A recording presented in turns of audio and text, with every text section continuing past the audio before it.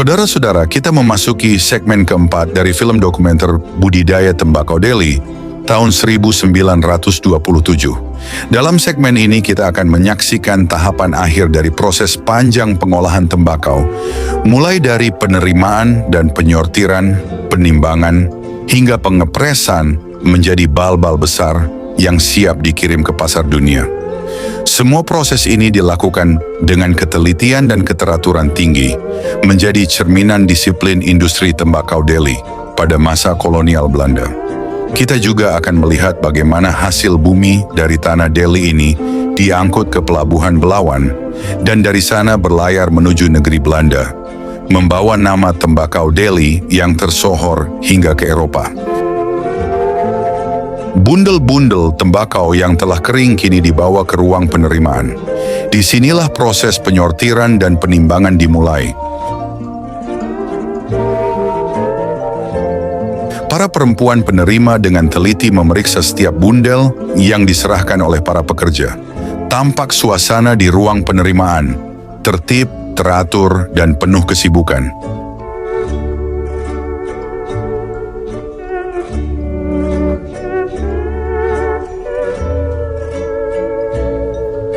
Tembakau yang telah disortir oleh para pekerja Tionghoa diletakkan di atas tikar-tikar kecil.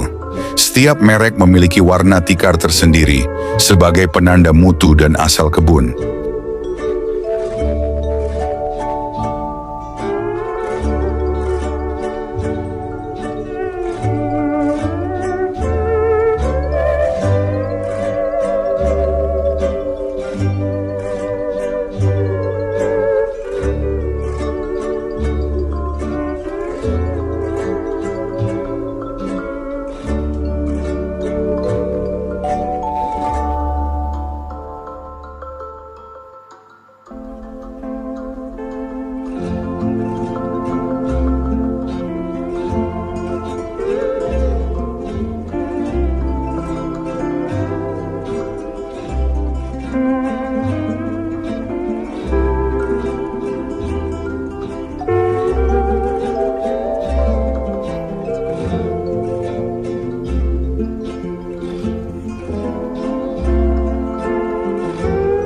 Dengan hati-hati, para perempuan mengangkat tikar berisi tembakau itu di atas tandu.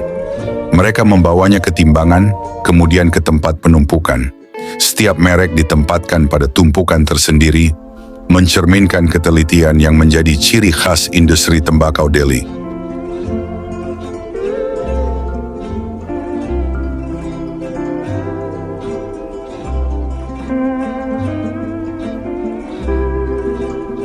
Tumpukan-tumpukan tembakau yang telah diterima perlahan menumpuk tinggi.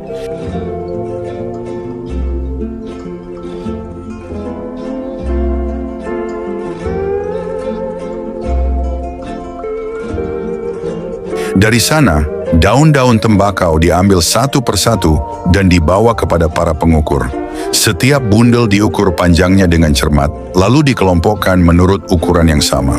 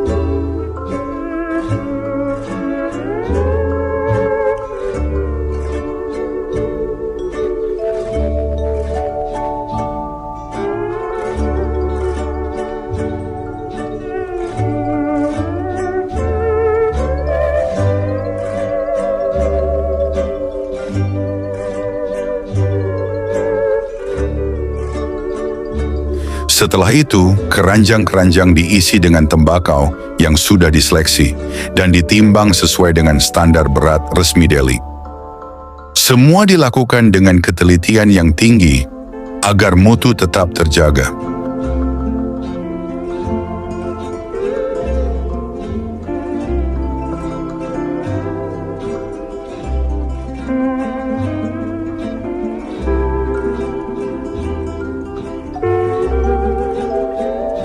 Para perempuan kemudian menyusun tembakau itu dengan lembut ke dalam peti-peti pengepresan.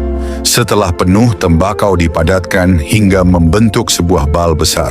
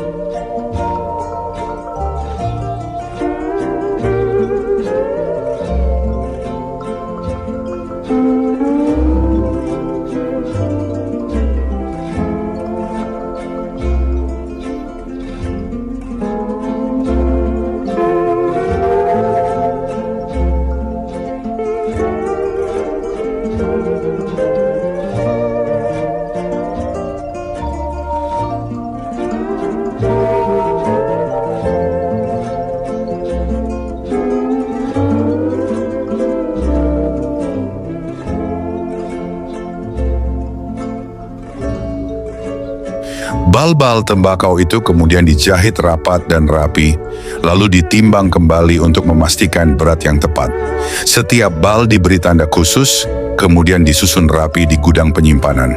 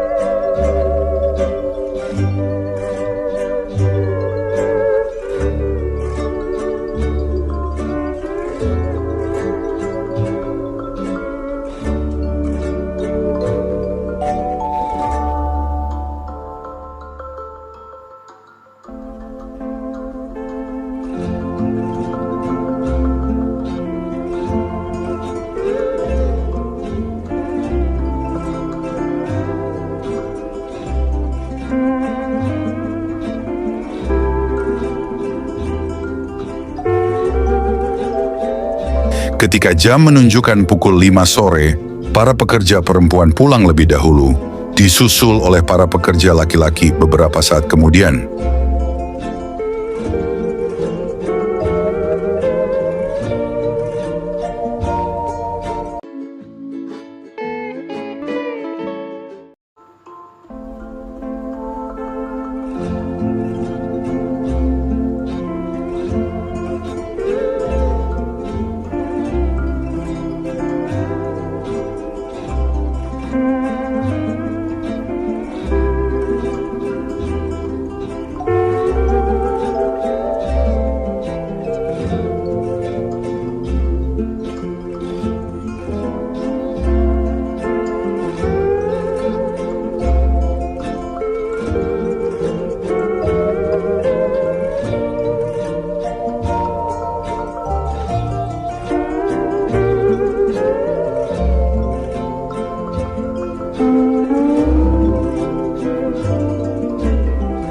Gerobak kereta kecil pun mulai dimuat.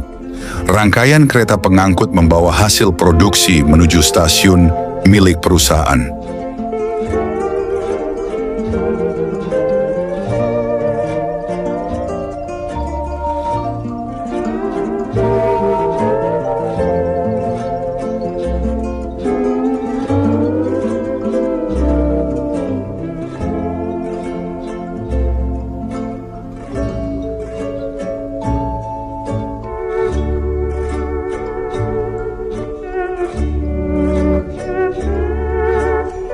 Dari sana, bal-bal tembakau dipindahkan ke gerbong-gerbong kereta Delhi Spur yang akan membawanya menuju Pelabuhan Belawan.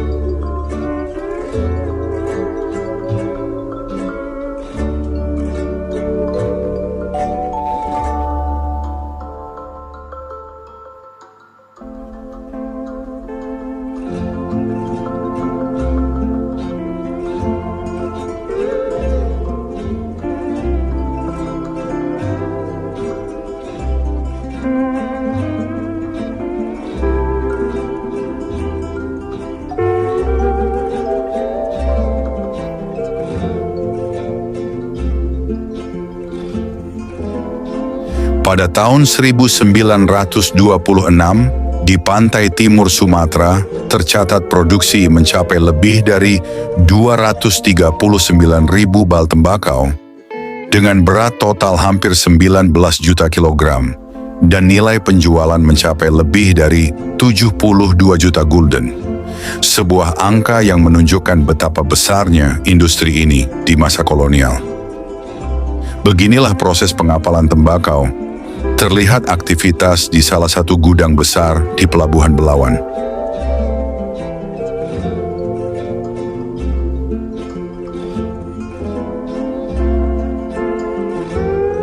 Hampir seluruh perusahaan tembakau dimiliki oleh orang Belanda dan pengapalan dilakukan dengan kapal-kapal berbendera Belanda menuju pasar utama di negeri Belanda.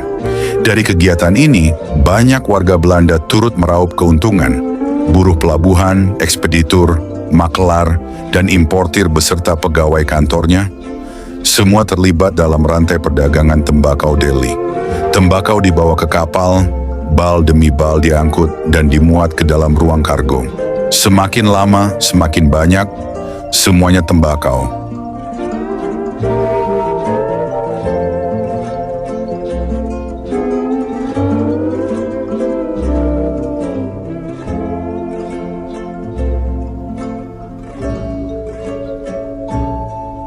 Tampak pemandangan di dalam perut kapal, penuh dengan bal-bal tembakau, siap berlayar menuju pasar Eropa.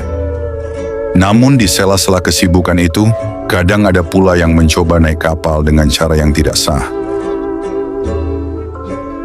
Dan ketika musim kerja usai, para pekerja Jawa pun bersiap pulang ke tanah kelahiran. Dengan barang bawaan dan hasil jerih payah mereka kembali ke Jawa. Demikian pula para pekerja Tionghoa, ada masa datang dan masa pergi. Dengan wajah gembira dan suasana riuh, mereka pun pulang setelah bertahun-tahun bekerja di perkebunan Delhi.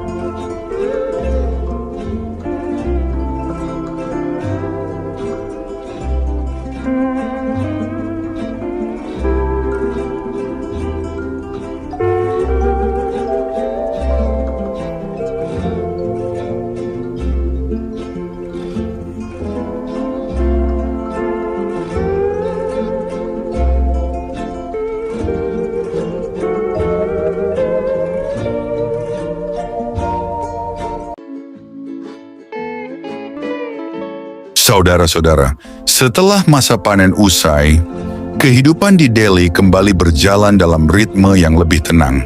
Para pegawai dan penduduk perkebunan menikmati waktu istirahat, berolahraga, bersantai, dan mencari hiburan setelah berbulan-bulan bekerja di ladang tembakau. Untuk menjaga kebugaran jasmani, berbagai kegiatan olahraga tersedia di Delhi. Olahraga berkuda menjadi salah satu yang paling digemari. Di jalan-jalan perkebunan yang panjang dan teduh, para penunggang kuda berpacu dalam galop yang indah, menikmati kebebasan di tengah hamparan perkebunan yang luas. Olahraga air pun tak ketinggalan. Sebuah kolam renang megah menjadi tempat berkumpul, bersantai, dan berolahraga bagi para pegawai Eropa.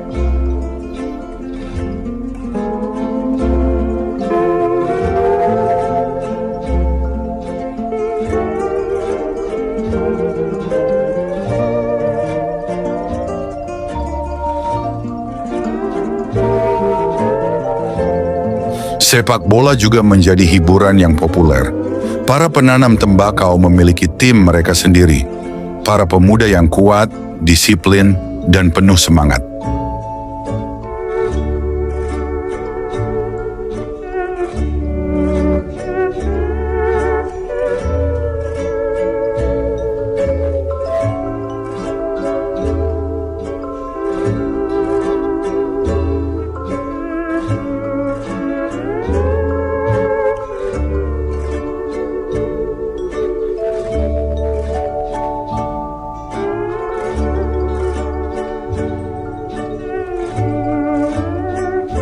Namun, tak semua hiburan bersifat santai. Bagi sebagian orang, petualangan berburu buaya menjadi daya tarik tersendiri. Dengan menaiki perahu, para pemburu menyusuri sungai-sungai di tepian hutan bakau. Mereka mengintai dengan hati-hati, sebab menemukan seekor buaya memerlukan kejelian dan pengalaman.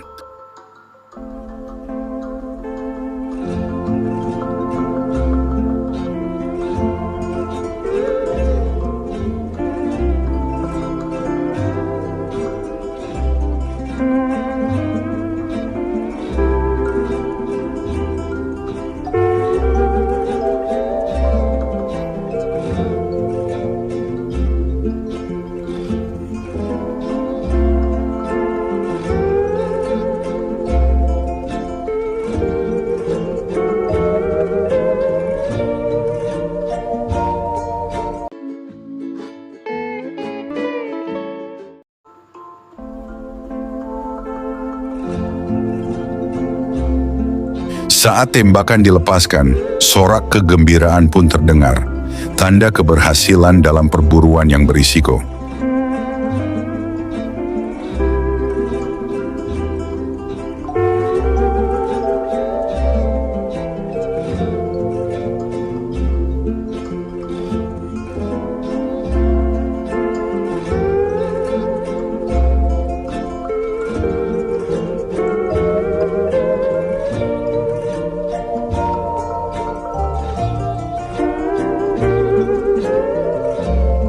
Di luar hiruk-pikuk perkebunan, terdapat tempat peristirahatan yang populer, Brastagi di dataran tinggi Karo, pada ketinggian sekitar 1.450 meter di atas laut. Dari sini tampak megah Gunung Sinabung yang hampir selalu diselimuti awan, dan Sibayak, gunung berapi yang masih aktif. Udara sejuk dan pemandangan indah menjadikan Brastagi tempat ideal untuk berlibur dan melepas penat. Hotel Brastagi menjadi tempat peristirahatan para penanam Eropa. Di sini pula didirikan sekolah berasrama bagi anak-anak para administratur perkebunan.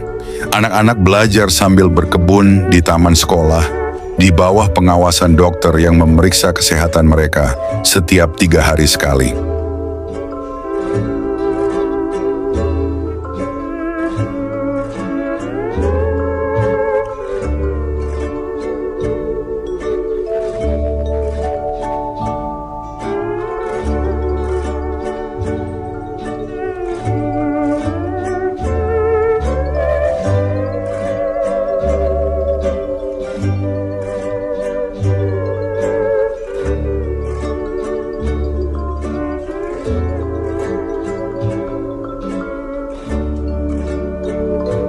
Kembali ke Delhi, berdirilah pusat administrasi besar milik Delhi Madhya.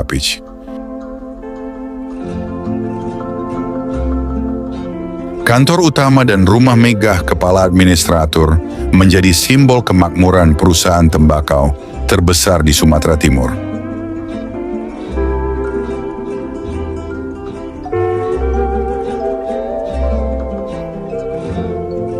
Menjelang senja, suasana Delhi berubah hening dan damai. Sebuah pemandangan yang menutup hari-hari panjang di tanah perkebunan. Setiap 6 tahun sekali, para pegawai Eropa mendapat cuti selama 8 bulan penuh, saat yang mereka sebut hari besar.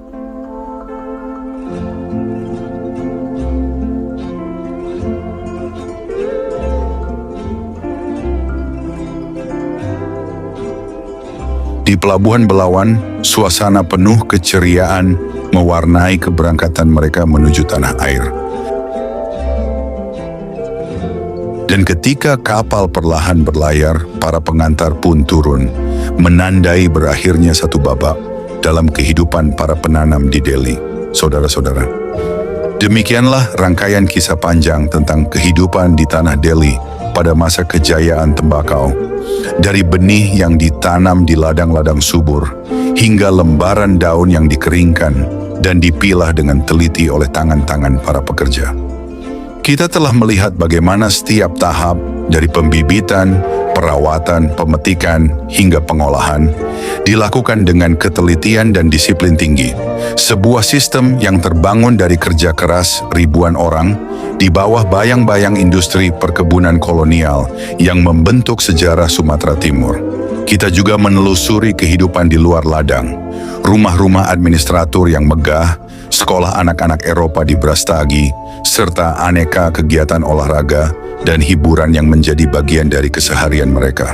Semuanya menghadirkan gambaran utuh tentang sebuah dunia yang dulu hidup di antara kabut dataran tinggi dan panas lembab perkebunan tembakau. Kini yang tersisa hanyalah jejak sejarah yang menjadi saksi bagaimana Delhi tumbuh menjadi pusat tembakau terbaik di dunia, sekaligus simbol pertemuan antara kerja, kekuasaan, dan kehidupan manusia di masa silam.